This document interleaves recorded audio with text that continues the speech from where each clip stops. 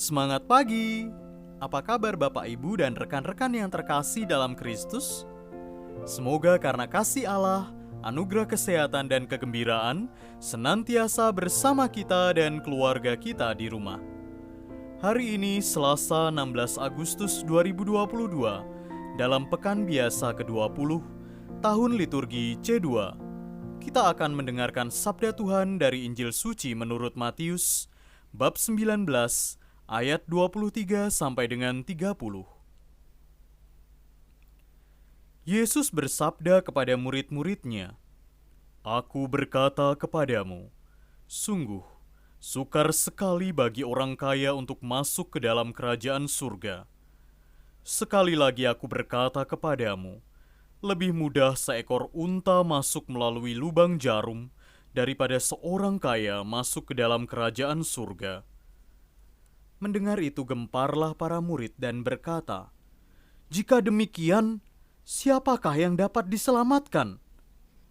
Yesus memandang mereka dan berkata, "Bagi manusia, hal ini tidak mungkin, tetapi bagi Allah, segala sesuatu mungkin." Lalu Petrus berkata kepada Yesus, "Kami ini telah meninggalkan segala sesuatu dan mengikuti Engkau. Jadi apakah yang akan kami peroleh?" Kata Yesus kepada mereka, "Aku berkata kepadamu, sungguh, pada waktu penciptaan kembali, apabila Anak Manusia bersemayam di atas tahta kemuliaannya, kalian yang telah mengikuti Aku akan duduk juga di atas 12 tahta untuk menghakimi ke-12 suku Israel.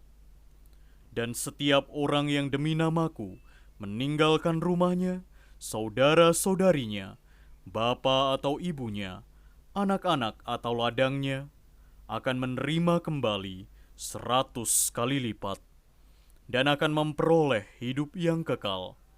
Tetapi banyak orang yang terdahulu akan menjadi yang terakhir, dan yang terakhir akan menjadi yang terdahulu."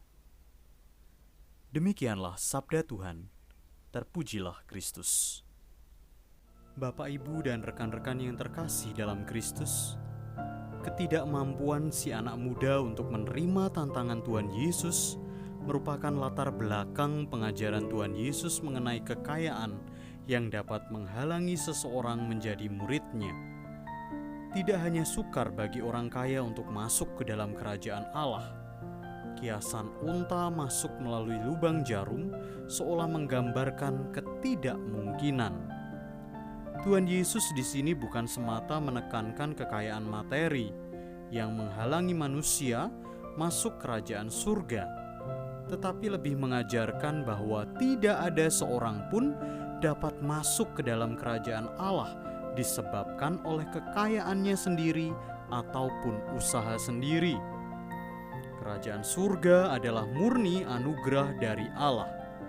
Santo Petrus yang menyimak pengajaran Tuhan Yesus ini langsung mempertanyakan soal upah setia mengikuti Tuhan Yesus dan menjalani semangat kemiskinan yang radikal.